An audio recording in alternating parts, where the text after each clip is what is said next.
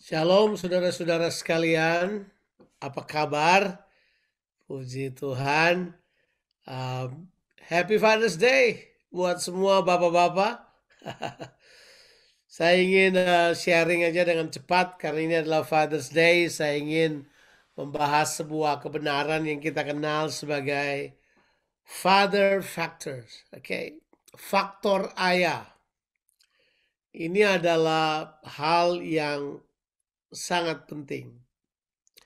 Eh, Sejak kurang lebih hampir 30 tahun yang lalu atau late late 80s, mungkin pertengahan 80s sampai mungkin awal 2000-an, kebenaran tentang ayah dipulihkan kembali secara serius disebabkan karena eh, terjadi hal-hal yang di luar dugaan di seluruh dunia. So this is happening probably almost 30 years di mana kebenaran Bapa ini kembali dipulihkan. Jadi ini hampir sama dengan usia pelayanan saya karena saya ingat awal-awal saya melayani ini kemudian menjadi kebutuhan yang sangat penting dalam pelayanan, dan waktu kita coba untuk mencari akar permasalahan dalam banyak hal, ternyata faktor ayah ini adalah hal yang sangat penting.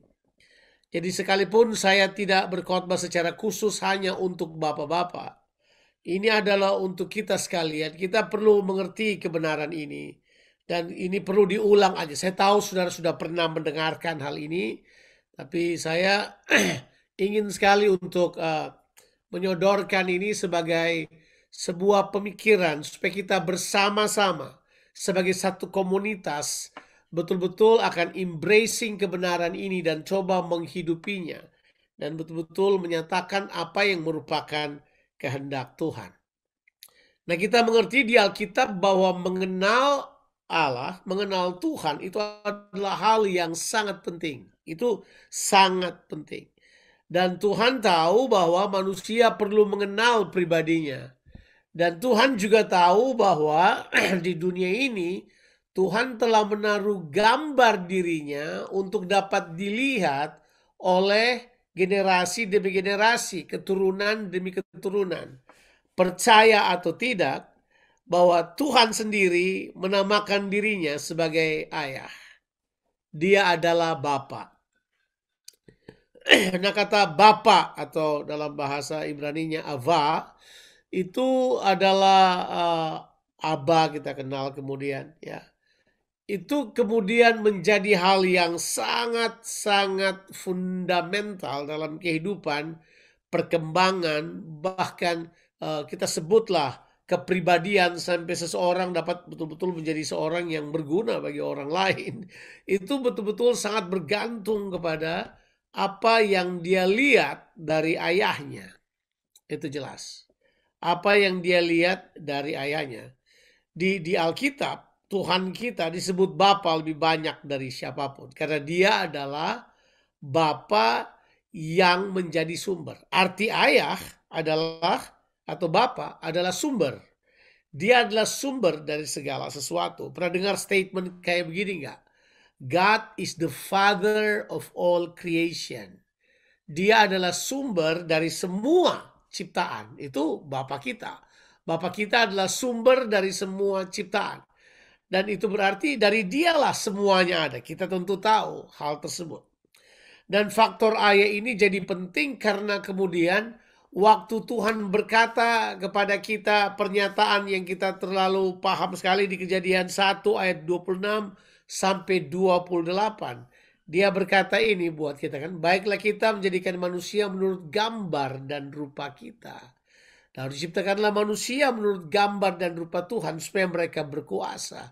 Jadi gambar Allah itu ada pada manusia. Dan manusia kemudian waktu Tuhan memberkati mereka di ayat yang ke-28, dia berkata beranak cuculah dan penuhilah bumi. Yang dia maksud beranak cucu dan penuhilah bumi itu apa? Yang dia maksudkan di situ adalah supaya manusia memultiplikasikan gambar Allah yang ada dalam dirinya kepada anak cucunya, supaya bumi ini penuh dengan gambar Allah. Kata yang dipakai, bumi ini penuh dengan kemuliaan Allah. Penuhilah bumi dengan keserupaan dengan Allah. Penuhilah bumi. Tapi tentu kita tahu di taman itu terjadi kisah interception di mana dosa masuk. Kemudian terjadilah hal-hal yang kita pahami sampai sekarang. Jadi bapak-bapak itu sebenarnya menentukan sekali apa yang ditulis di Alkitab, ya. Kalau kita bilang ini, bagi seorang anak, bapak itu menentukan apa? Bagi seorang anak, bapak menentukan 3 hal yang penting. Entah itu anak pria atau anak perempuan atau anak laki-laki atau anak perempuan, sama tuh. Bapak menentukan yang pertama adalah Bapak itu menentukan identitas, identity, itu jelas. Jadi Bapak menentukan gambar diri dalam diri seorang anak. Makanya penting sekali, ya. Jadi kalau orang tanya, father is identity, itu identity. Di Alkitab penting banget. Anak siapakah dia ini? Itu yang dimaksud bukan mamanya, tapi bapaknya, itu jelas. Atau masih ingat waktu Daud habis jatuhkan Goliat, Saul tanya kepada orang di sekitarnya, siapa bapaknya ini? Ya gitu kan. Bapaknya ini siapa? Anak ini siapa? Sebab memang betul bahwa bapaklah yang menetapkan identitas. Krisis identity terjadi di akhir tahun tahun 70-an, kemudian sudah tahu di tahun itu ada terjadi banyak revolusi-revolusi termasuk kebebasan yang terjadi di Amerika Serikat, revolusi seks, kemudian perceraian mulai muncul. Semuanya itu kemudian membawa kepada sebuah keadaan di mana muncul orang-orang yang tanpa ayah.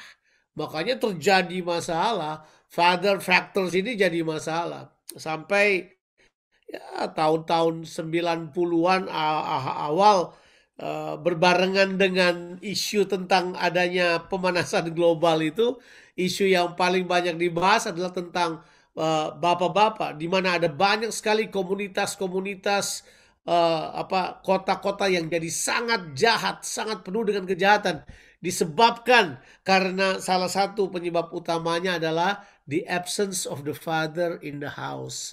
Ketiadaan ayah di dalam rumah itu menjadi penyebab utama kejahatan muncul. Kenapa? Karena orang cari identitas buat itu. Nah, itu identitas yang pertama. Yang kedua, father factor yang menentukan bagi seorang anak, yang pertama itu identitas. Yang kedua adalah menemukan rasa aman dan kasih sayang. Mereka menemukan rasa aman dan kasih sayang. Pernah ketemu orang yang gak aman gak? Pernah ya? Gak aman, gak aman. Didekatin orang gak aman. Didekatin itu gak aman. Bekerja bersama nggak aman. Ada orang lain merasa tersaingi. Padahal teman sendiri. Kan jadi nggak enak. Lama-lama kalau sudah menikah, anaknya bisa jadi saingan. Suaminya atau istrinya bisa jadi saingan. Itu terjadi karena orang rasa nggak aman. Rasa nggak aman itu menguasai jiwa yang kosong. Karena tidak ada kasih sayang yang muncul kepada mereka. Penyebab utama rasa tidak aman itu adalah mereka tidak menemukan affection, ya.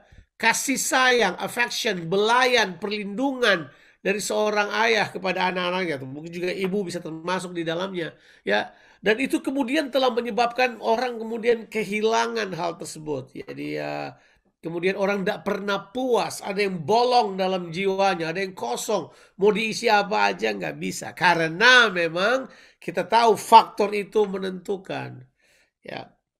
Dan yang ketiga adalah faktor yang paling luar biasa adalah father is destiny. Ya, dia menentukan destiny seseorang. Pengertian destiny di sini adalah dia tahu tujuan hidupnya apa dalam kesinambungan karya Tuhan. Dia akan tahu. Dia akan tahu untuk apa dia ada. Jadi destiny akan kelihatan jelas dengan dirinya. Telah merupakan bukti bahwa 60-70% orang drop out dari sekolah atau kerjakan apa aja mereka gampang menyerah, itu disebabkan karena ketiadaan ayah. Faktor bapak yang gak ada, gampang menyerah mereka. Oh, padahal biaya ada, semua ada. Tidak semua orang drop out itu hanya karena biaya loh. Aduh, kalau saya miskin saya drop out. Jawabannya enggak. Enggak semua orang drop out itu karena biaya. Bisa terjadi mereka drop out itu karena itu. nggak memiliki bapa dalam kehidupan, nggak mengalami hal tersebut. Nah, ini kemudian menjadi faktor yang kemudian sangat mempengaruhi. Nah, kita kemudian mengenal istilah father destiny. Dua kata itu father. So that is destiny. Itu istilah yang dipakai. Jadi kalau kita lihat tiga hal tadi, ini merupakan hal yang paling fundamental dalam kehidupan manusia. Maka betul, salah satu arti dari kata bapa itu adalah fundus dalam bahasa Latin. Itu punya pengertian adalah fundus, adalah fundamental, foundation, fundus. Jadi jelas bapa itu akar, dia sumber, dia fundus. Itu kita perlu tahu. Nah, kalau ini kemudian bapak-bapak mengalami benturan, itu bahaya. Ini yang paling berat. Bapak-bapak paling banyak diserang. Nah, saya ingin sodorkan ini kepada bapak-bapak sekalian. If you are attacked, dan itu saudara mesti sadar aja. Saudara sasaran dari serangan kerajaan kegelapan. Sebab ada yang kerajaan kegelapan tahu soal bapak-bapak dan generasi yang ada di bawahnya adalah ini. Kalau dia berhasil memukul bapak-bapak, dia berhasil menawan bapak-bapak, dia berhasil kalahkan bapak-bapak dalam satu generasi, udah pasti di generasi berikutnya, semua generasi berikutnya akan ada dalam tawanan iblis. Tawanan kepahitan, tawanan kebencian, tawanan tidak bisa mengampuni, tawanan kemudian gagal, itu sudah ada di dalamnya. Makanya kita harus memahami father factor itu penting sekali. Kita sebagai orang percaya harus mengerti hal ini. Untuk bapak-bapak, saya mau katakan kepada saudara ada beberapa hal yang sangat penting untuk kita. Kalau memang beberapa tahun yang lalu masalahnya adalah the absence of the father in the house, maka ini kita tetap harus mempertimbangkan.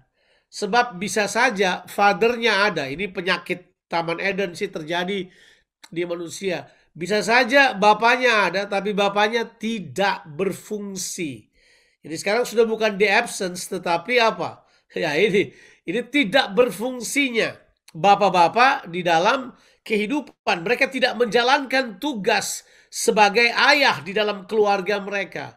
Ini disebabkan karena banyak hal. Bapak-bapak kemudian hampir di banyak tempat, hampir di banyak kebudayaan telah ditarik beberapa penyebab mengapa di dalam keluarga seperti bapak ada tapi kayak nggak ada gitu. Kenapa? Karena mereka tidak pernah diajar kebenaran bahwa father factor itu penting banget. Terlalu banyak mother factornya. Saya tidak bilang bahwa mother enggak ini, tapi mother factornya terlalu banyak.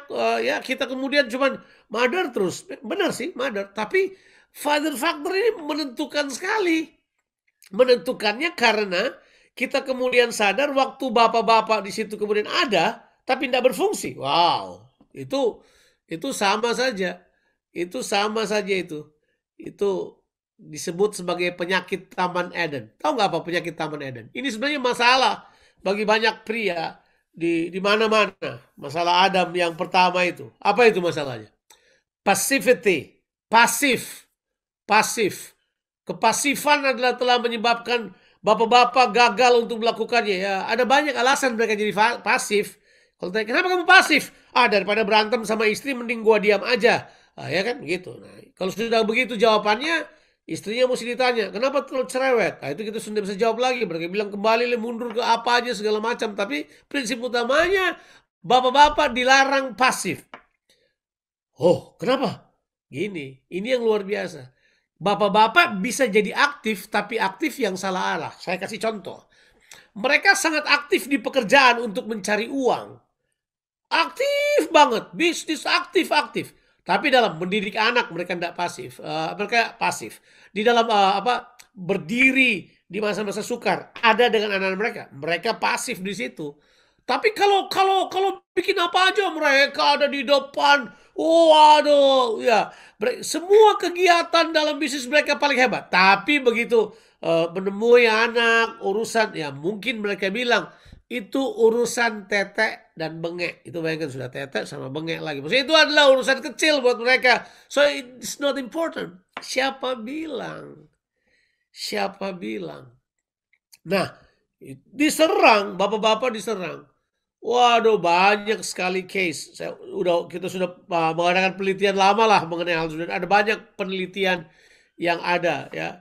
Salah satu buku yang sudah harus baca yaitu Father Factors, itu tulisan dari penulis Josh McDowell menulis buku itu dengan bagus sekali. Dan itu buku sangat terkenal, memberitahukan statistik-statistik tentang bagaimana ketiadaan ayah mengacaukan keluarga. Dan mengacaukan keluarga akhirnya mengacaukan masyarakat dan seterusnya. Bangkitlah orang-orang yang paling hidup dengan tidak punya identitas, merasa tidak aman terus, kemudian gampang gagal. Akhirnya kemudian kita menemukan banyak hal. Sampai dalam penelitian seorang yang bernama Armand Nicoli, salah seorang peneliti, itu dia berkata begini, bahwa kemiskinan itu adalah faktor utamanya adalah karena ketiadaan ayah terbanyak. Kemiskinan, tidak bisa berjuang, itu karena itu. Wah, jadi ya kita perlu kembali untuk melihat father factor ini bukan hal yang biasa. Ini adalah hal yang sangat penting dalam kehidupan kita. Nah, Bapak itu apa sih sebenarnya? Oke, kita mau lihat Bapak itu sebenarnya apa sih dia. Nah, dalam father factor ini saya mau tunjukkan pada saudara bahwa Bapak itu adalah yang pertama, dia adalah pemelihara, pelindung, dan penopang. Nah itu, dia Bapak. Dia adalah pemelihara, dia pelindung, dan dia penopang. Dia pertama adalah seorang yang memelihara, sama seperti Adam. Tugas pertamanya Adam merawat taman, menjaga, memelihara. Pengertian memelihara itu adalah bukan cuma sekedar dilihat-liatin, tapi pengertian memelihara itu to bring about the best of the land, mengeluarkan hal yang terbaik. Bapak harus mengeluarkan hal yang terbaik dari anak-anak mereka. Yang kedua, dia adalah pelindung, dia protector. Dia ada di situ, dia melindungi keluarganya, memberikan rasa aman buat mereka. Disinilah kemudian kita tahu bahwa Bapak itu adalah paradigma. Bapak itu adalah gambar, teladan dari Bapa di sorga. Anak-anak harus dapat melihat orang tuanya, kemudian bisa mengenal Tuhan dari situ. Ya, by saying that, saya tidak bilang bahwa saya Bapak yang baik, tidak. Tapi saya mau katakan ini pada saudara, bahwa kita perlu sekali untuk kembali menyatakan gambar Bapa kepada anak-anak kita. Gambar yang mengasihi tanpa syarat, gambar yang kemudian turun kepada mereka, hadir dengan mereka di masa-masa sukar anak-anak kita. Kalau mereka dalam kondisi tertekan atau apa, kehadiran Bapa sangat penting. Ingat, masalah utamanya yang kita temukan di tahun-tahun 90-an itu the absence of the father in the house. The absence bukan bapaknya nggak ada, bapaknya ada tapi tidak berfungsi. Ketidakberfungsiannya itu berbahaya. Nah makanya bapak-bapak kemudian perlu sekali lagi berdiri untuk menyatakan kehadirannya. Makanya hal pertama adalah be there. Teladan paling utama adalah be there to them. Ya, kita harus ada dengan mereka. Kita harus ada dengan mereka. Ya. Kalau melihat gambarannya kayaknya pandemi ini menolong bapak-bapak untuk pulang ke rumah kan. Jadi sekarang bapak-bapak banyak ada di rumah sekarang, nggak pergi kemana-mana, tinggal sama anak-anaknya gitu. Mungkin this is a chance to redeem a lot of things. Tapi saya mau katakan bukan berarti kita mau tinggal di pandemi aja, enggak. Yang saya maksudkan adalah ada prioritas yang harus kita atur. Gini, sebersemangatnya kita untuk bisnis dan lain-lain sebagainya, bapak-bapak, kita harus bersemangat untuk tujuan utama kita sebagai bapak, sebagai pemelihara, pelindung, penopang, sebagai seorang yang menyatakan kasih yang tanpa syarat, seorang yang kemudian memberikan rasa aman dalam keluarga. Itu penting banget. Yuk kita bersemangat bapak-bapak, karena memang kita diserang. Sebab ini dia ini.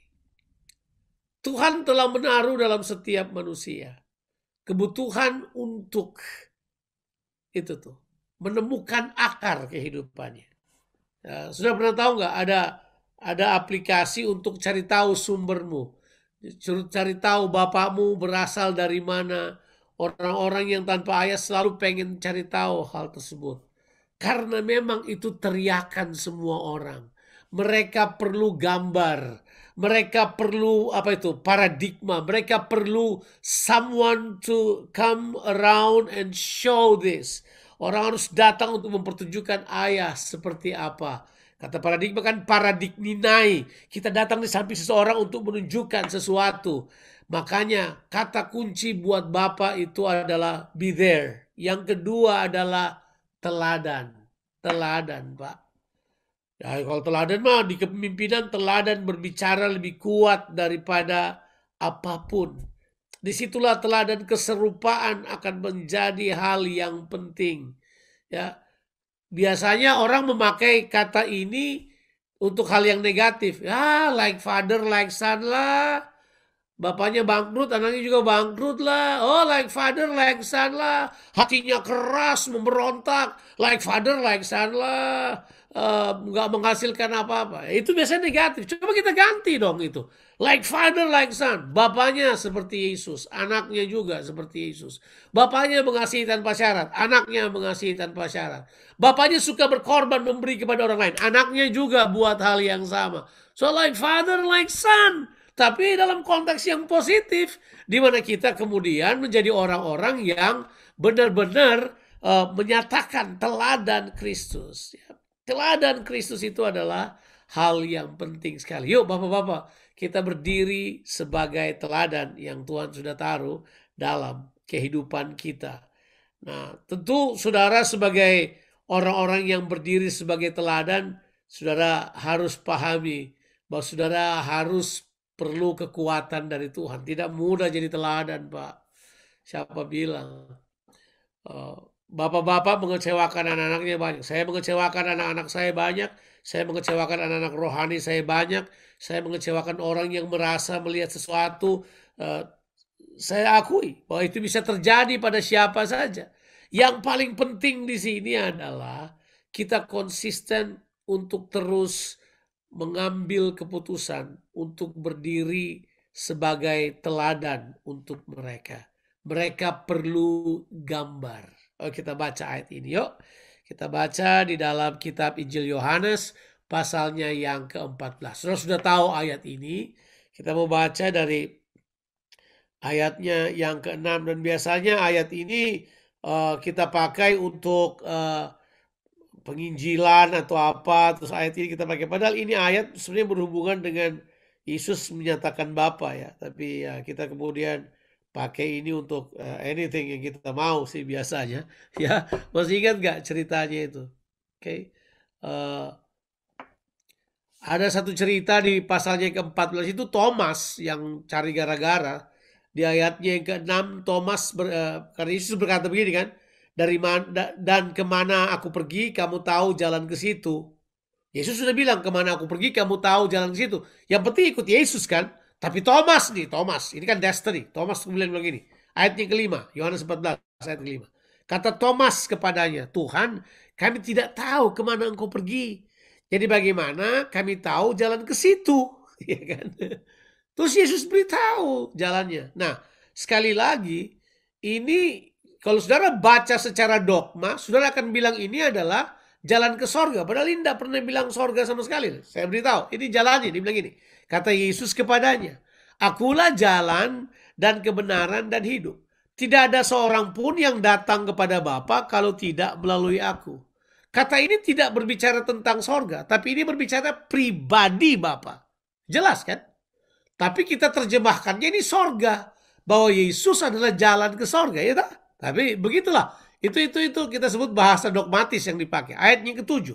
Sekiranya kamu mengenal aku, kamu juga mengenal Bapa. Sekarang ini kamu mengenal dia dan kamu telah melihat dia. Yesus bilang dirinya, ya. Terus kemudian kata Filipus. Jadi setelah Thomas tanya begitu, Filipus sekarang tanya menunjukkan kepada dia sebuah permohonan. Kata Filipus kepadanya, Tuhan, tunjukkanlah Bapa itu kepada kami, itu sudah cukup bagi kami. Aduh. Ini kan yang disebut dengan permintaan fundamental. Kayak kalau saudara gini, orang mau bantu saudara, misalnya saudara kelaparan. Orang mau bantu pada saudara. Mereka telepon dan berkata begini, Pak Jonathan lapar ya? Gini, saya sudah siapkan 16 arloji paling baru, kemudian sepatu terbaik, dan kemudian tas bermerek yang paling baru. Saya akan kirim ke rumah Pak Jonathan. Saya akan jawab apa? Pak, kirim Indomie aja Pak, itu cukup. Karena saya lapar. Jadi sebenarnya apa yang diminta oleh Filipus di sini adalah fundamental need of human being. Dia berkata begini, tunjukkanlah Bapa itu kepada kami. We want to know what is the Father look like. Kami mau tahu itu. Mereka lagi minta gambar, mereka lagi minta paradigma. Mereka mau tahu Bapa tuh kayak apa gitu. Langsung Yesus bilang, kata Yesus kepadanya, telah sekian lama aku bersama-sama kamu. Filipus, namun kamu tidak mengenal aku. Barang siapa telah melihat aku, ia telah melihat Bapa. Bagaimana engkau berkata, tunjukkanlah Bapa itu kepada kami. Jadi sebenarnya kamu udah lihat aku. So, barang siapa melihat aku, ia telah melihat Bapa. Wow, Yesus. Dan memang benar kan? Statement ini bukan statement ece-ece. Kalau sudah mundur ke itu istilah Bata, itu statement ece-ece. Di Yohanes pasal 1 ayat yang ke-18, memang betul Yesus yang ada di pangkuan Bapa, dialah yang akan menyatakan Bapa itu. Salah satu tujuan Yesus datang ke dunia ini untuk menyatakan Bapa. Jadi barang siapa melihat Yesus, dia akan melihat Bapa. Jadi jelas keteladanan berbicara lebih kuat daripada perkataan. Dan yuk kita sebagai bapak-bapak, kita terus kerjakan ini, hidup seperti yang Tuhan inginkan. Ada hal yang mereka tidak suka dengar dari kita, tapi mereka pasti akan meniru kita. Itu sudah pasti. Mereka mungkin tidak akan dengar dari kita banyak. Kita ngomong mereka kelihatan gak dengar.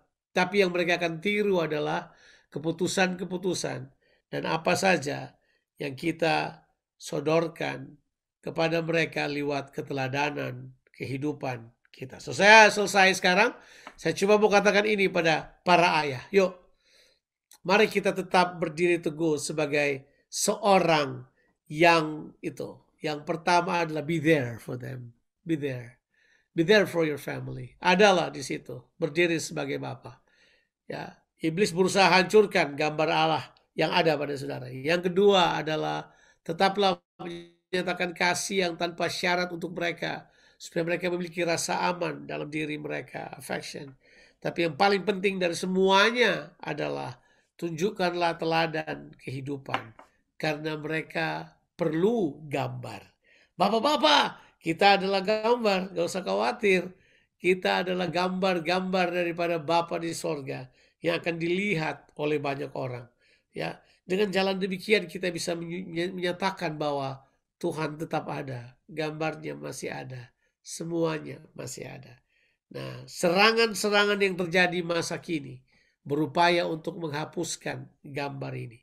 Khotbah ini bukanlah male dominating,